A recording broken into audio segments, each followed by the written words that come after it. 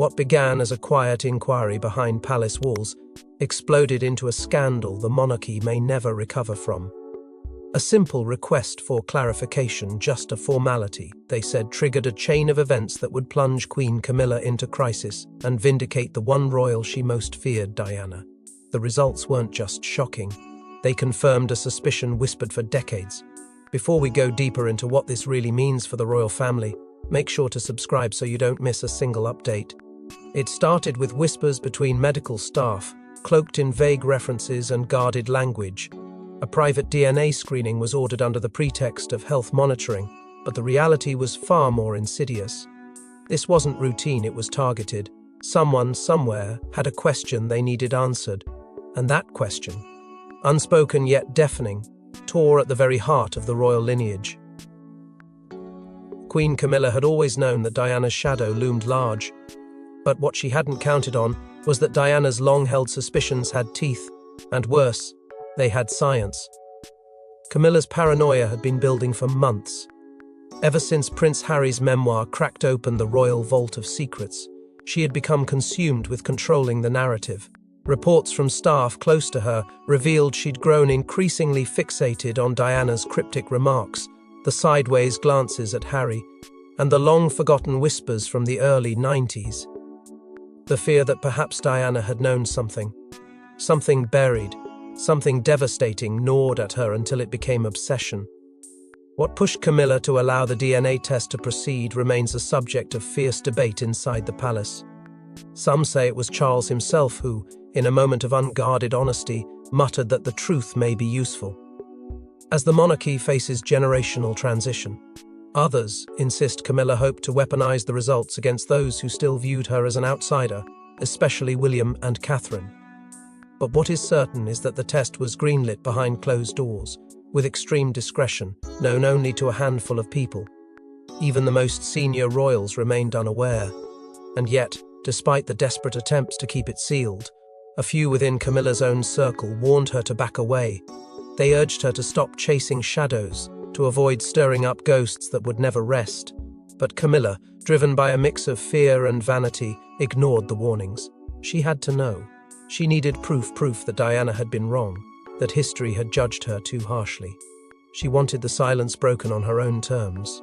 But truth doesn't wait for convenience. And this truth, once revealed, would not just challenge Camilla's place beside the king. It would crack the very pillars of legacy, blood, and monarchy. But what Camilla uncovered next wasn't a mere scandal, it was a direct hit to the fragile foundation of her power. Before her untimely death, Princess Diana left behind more than just tragedy, she left warnings. And in a sealed letter recovered from her personal collection, one passage stood out. It was always dismissed as paranoia. Until now. What if Diana had foreseen the very betrayal that science just confirmed? The letter had remained buried for years, tucked within a box of private belongings that no one dared touch until now. As the palace reeled from the DNA test fallout, it was a former staff member at Kensington Palace who unearthed it, having kept it in confidence under the assumption it was merely a diary note. But it was far more than that. The handwriting unmistakable, the ink slightly faded, yet every word still burned with an urgency that refused to die.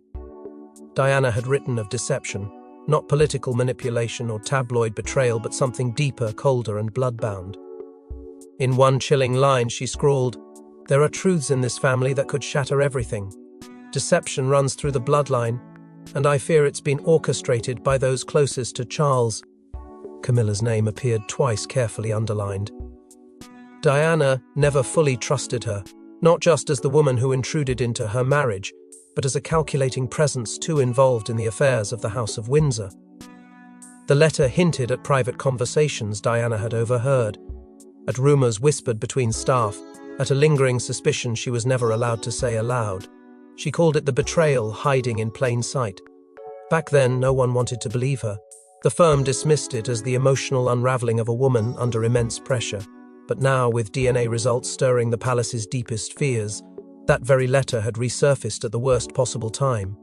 The timing was uncanny, almost supernatural. Weeks before the test was leaked, the letter had been quietly handed over to a trusted legal advisor of William's. It was meant to stay locked in private archives. Instead, it fell into the hands of someone who saw it as a necessary counterbalance to what was coming. William read it alone, no aides, no Catherine, just silence and ink. He reportedly spent hours in his study, blinds drawn, clutching the letter as though it held not only his mother's words but her voice. Those close to him say he emerged pale and emotionally drained, refusing to speak of its contents except to say she wasn't imagining it. For Camilla, the letter's reappearance was nothing short of torment. Just as she was beginning to contain the fallout from the test, here was Diana dead, and yet louder than ever. It wasn't just the monarchy under siege now, it was Camilla's very legitimacy. Her fury was immediate. She demanded a formal investigation into who leaked the letter and questioned how such a private document could suddenly threaten her role. But the problem wasn't the leak, it was the truth, or at least the growing belief that Diana had seen the storm coming decades ago. Inside the palace, aides scrambled to suppress the letter from being authenticated publicly. Legal teams were consulted, calls made, threats issued. But every effort only fueled suspicion. And outside the walls of the palace, the public's appetite for answers grew savage. Diana, it seemed, had become the voice of reckoning once again, not by speaking, but by being right. Yet even with Diana's voice echoing from the past, it was the living who were about to erupt in full rebellion. No one was supposed to know. The test, the results, the implications, it was all classified. Until someone inside the palace decided to blow it all open. One anonymous envelope, one blood-red wax seal, and suddenly, the entire line of succession was under threat. It began with a quiet ripple across the desks of Fleet Street. A well-known investigative journalist received an unmarked package, no return address, no fingerprints, just a royal crest pressed in wax and a single note. They lied. Inside was the full, unredacted DNA report that had been conducted under extreme secrecy within palace walls. It should never have existed, and if it did, it should never have seen the light of day. But now, it was in the hands of someone who knew exactly what it meant and exactly how to weaponize it. Within hours, rumors began swirling. Royal correspondents began speaking in hushed tones about irregularities in paternity records. No names were used, no accusations made, but everyone knew what was being implied. All eyes turned to Prince Harry. The press didn't need to say it outright, they simply dropped breadcrumbs. Headlines referenced the redhead question, historical timelines and uncanny features. Old interviews of Diana resurfaced, dissected for every subtle word, every evasive answer. What had once been a cruel joke in tabloid corners now ignited into something far more sinister, a full-blown legitimacy. Crisis. Camilla's response was immediate and volcanic. According to insiders, the moment she was informed of the leak, she launched into a rage so uncontrolled it shook the palace corridors.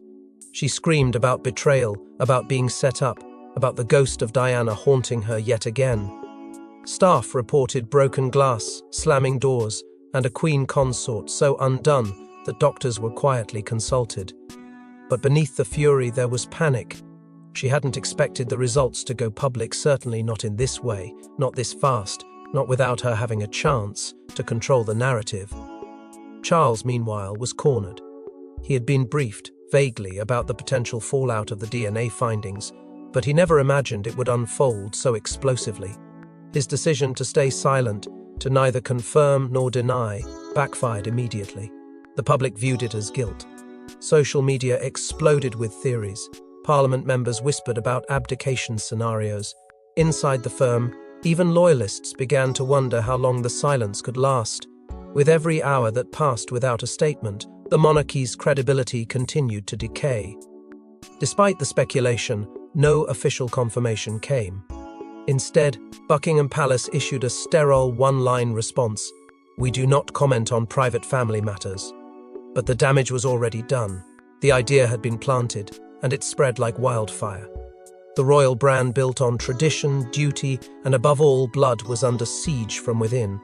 And while the pub lick frothed with scandalous delight, those within the inner circle began turning on one another in whispered accusations and silent retreats.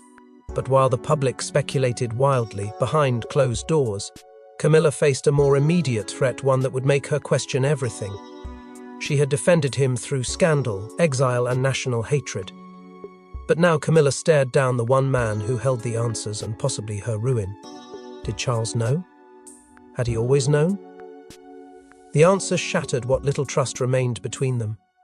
In the days following the leak, Camilla withdrew from nearly everyone. But there was one confrontation she could no longer avoid: Charles. She summoned him not with the formality of a queen consort, but with the urgency of a woman backed into a corner. No aides, no advisors, just the two of them in a private wing of Clarence House, where decades of secrets hung heavy in the air. What followed wasn't a conversation. It was an eruption. Camilla demanded to know whether he had orchestrated the test, whether he had known all along that the very foundation of her position, her legitimacy, was hanging by a thread. She accused him of betrayal, of cowardice, of standing silent while her reputation collapsed in public view. Her voice cracked with fury, her words sharpened by humiliation.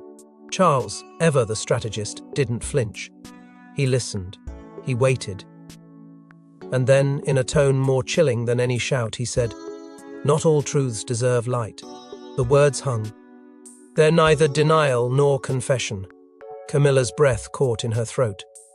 For a moment, she was no longer the queen consort. She was simply the woman who had spent a lifetime trying to outrun Diana's shadow, only to find herself suffocating under it. She pressed further, digging up whispers from the past moments from the early 1980s, when Diana had confided suspicions about a third woman. Not Camilla. Someone else, someone buried deeper within Charles's history, never publicly named. A scandal silenced before it could fully ignite. Camilla, now trembling with rage, asked the question she had buried for decades. Had Charles wanted this all along? Had he silently hoped that Diana's suspicions would someday be validated so that he could finally step out from the weight of his choices? Charles said nothing. No reassurance, no denial. Only a slow turn away, and then the sound of the door closing behind him. He left her there alone, sobbing, undone. Not as punishment, but perhaps because he had nothing left to give her. No words that could fix what had already collapsed between them. The silence that followed was deafening. For Camilla, the absence of closure was the deepest wound. This wasn't about DNA or legacy anymore. It was about betrayal, the quiet kind that doesn't scream but lingers in every unanswered question. And as she sat alone, reeling from the confrontation, it became clear that the fracture between them had become irreversible. But Camilla's agony wouldn't remain bay. In palace doors soon, the entire firm would choose sides. Two brothers, one truth.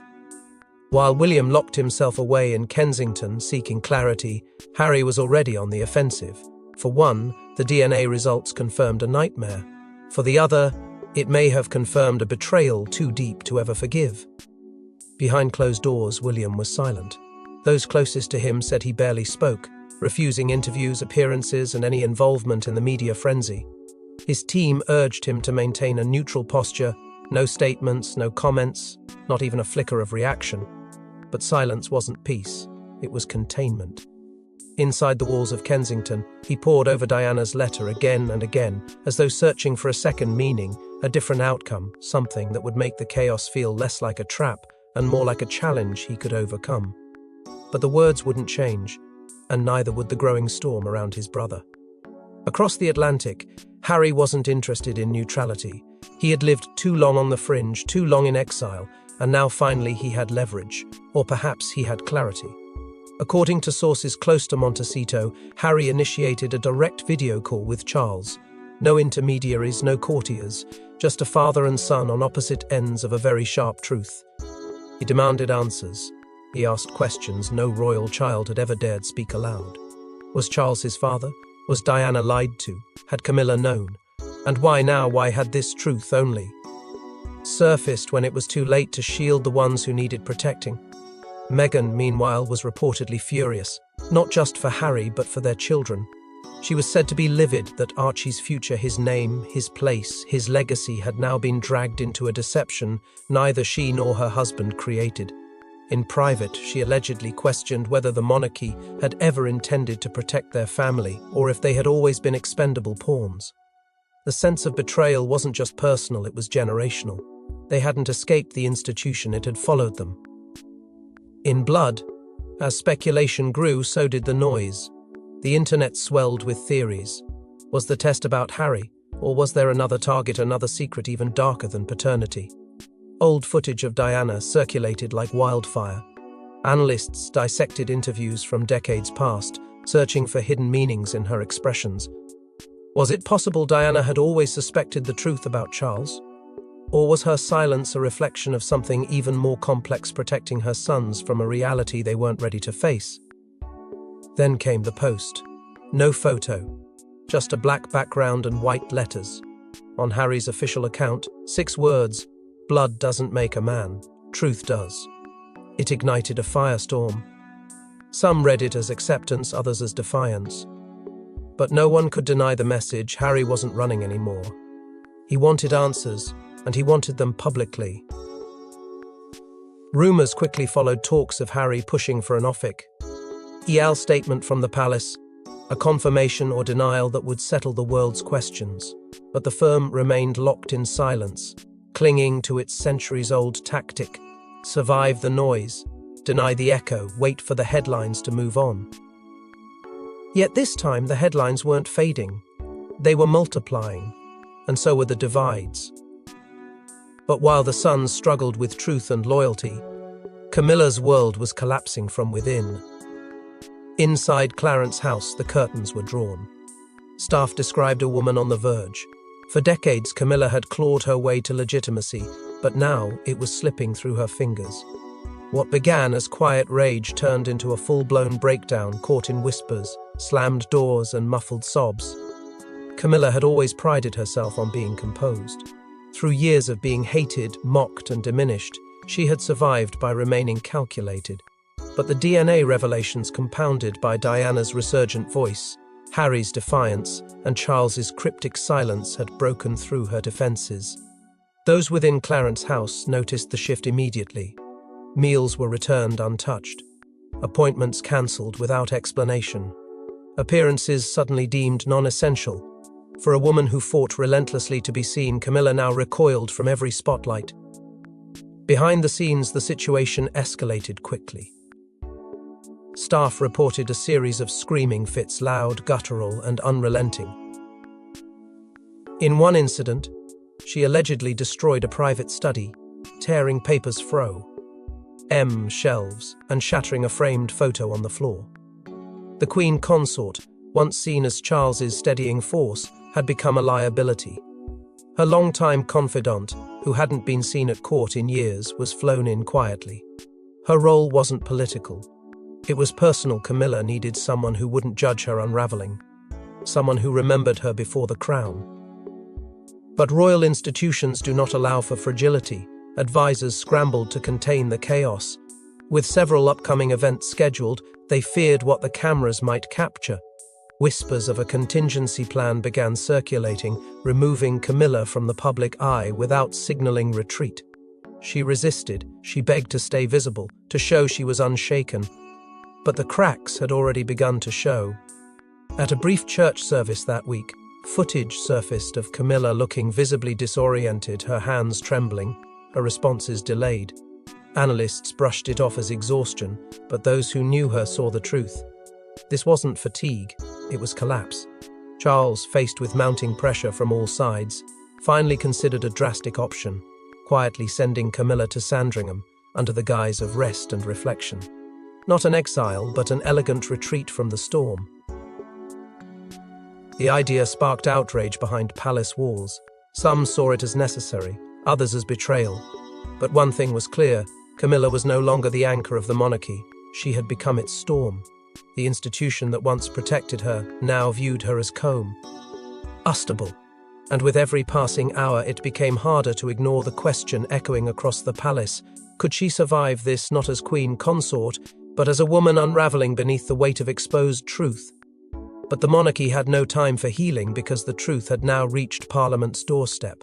When rumours threatened the very core of British succession, Parliament can't stay silent. Questions were raised sharply. Was a royal not of royal blood? Could a constitutional crisis be unfolding in real time? And why was Buckingham Palace hiding behind tradition? For centuries, Parliament had operated in tandem with the monarchy, a balancing act of power and symbolism. But this was different. The whispers of illegitimacy, once confined to tabloids and dinner parties, had erupted into a constitutional firestorm.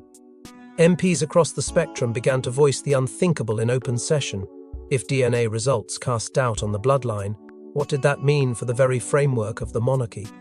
Could a monarch or a future heir remain in position if their legitimacy was in question not in public perception, but in genetic reality? Behind closed doors, the mood was worse. Advisors to key members of Parliament pushed for immediate clarification. The palace remained defiant, issuing carefully worded statements that emphasized continuity and respect for privacy. But the silence surrounding the details only fed the chaos. In legal chambers across London, the Crown's legal team moved to reinforce sovereign immunity protections, working furiously to suppress any medical record that could corroborate the rumours. It wasn't about denial, it was about control. If they could block the evidence, they could control the story. Or so they thought. Then came the leak. A confidential memo circulated within the palace, never meant to see daylight, found its way into the inbox of a senior MP. It outlined potential scenarios in which the role of the Queen consort might be re-evaluated to preserve the dignity of the Crown. The phrase was vague, but the implication was seismic. Camilla was no longer just at the centre of scandal, she was being positioned as expendable. The institution she had fought to join was now preparing to sacrifice her for its own survival. Meanwhile, religious leaders were being drawn into the crisis. The Archbishop of Canterbury, already strained by recent royal fractures, was asked quietly to prepare for multiple outcomes. Should the monarchy be forced into public recalibration? Coronation protocols, spiritual roles, the symbolic authority of the Crown all suddenly felt precarious. It wasn't just about DNA, it was about the soul of the monarchy, and whether tradition could survive the microscope of modern scrutiny. And then, from Scotland, came a rumble that echoed louder than expected. Political leaders seized the moment, reigniting calls for full independence and monarchy abolition north of the border. They pointed to the scandal as proof that the Crown no longer served the people, but protected itself at the people's expense. Polls shifted overnight. Support for the monarchy dipped to its lowest point in a decade. For the first time in a generation, the question wasn't if the monarchy would adapt, it was whether it could survive.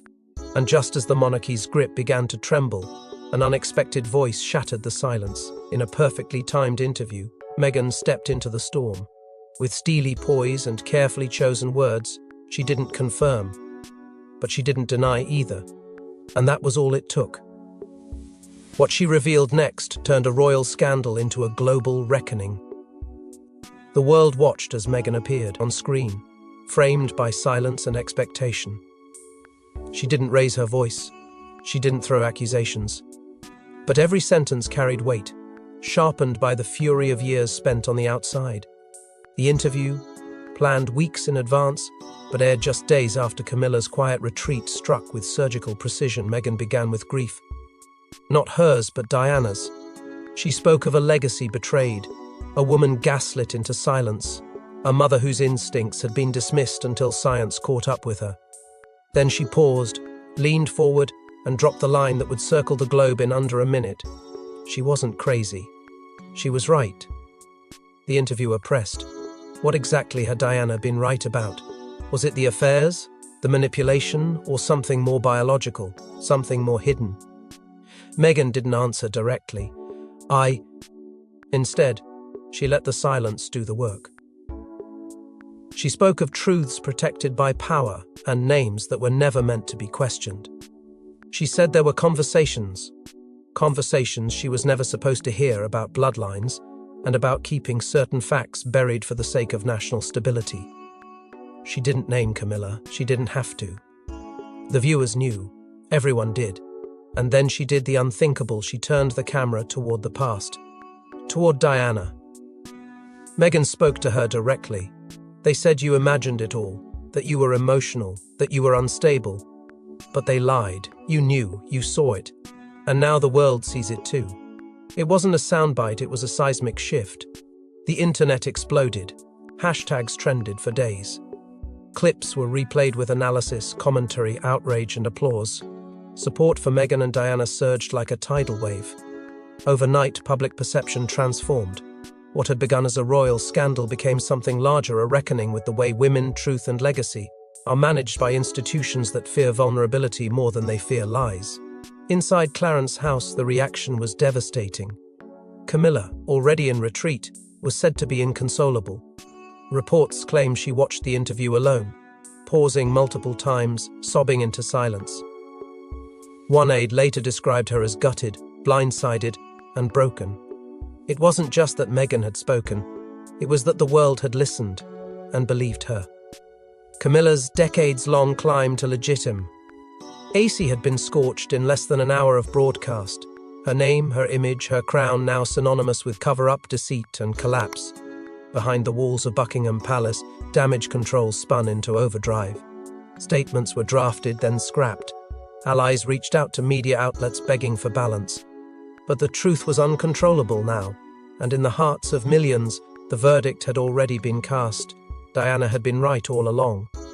But even as the world turned against her, Camilla had one final move, one final revelation she hoped would rewrite the narrative.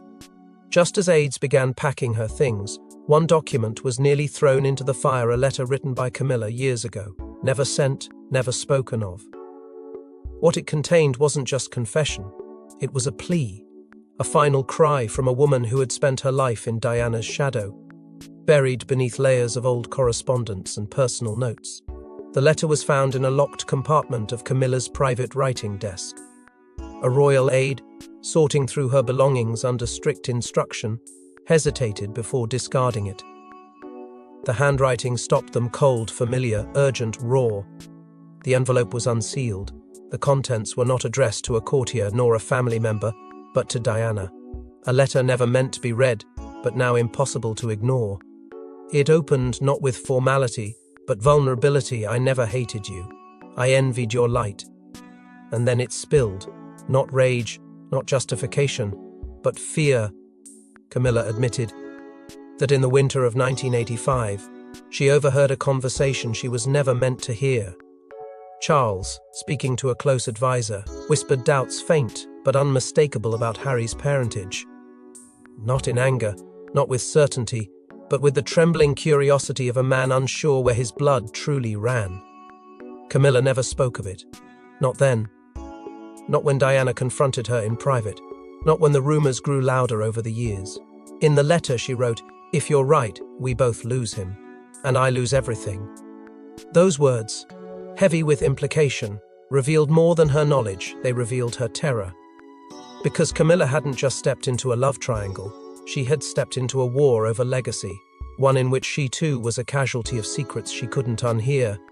The letter was never delivered. It sat there, untouched, aging like fine guilt. But fate had other plans. The aide who discovered it didn't destroy it. Something in their conscience said it mattered perhaps more than anything else that week.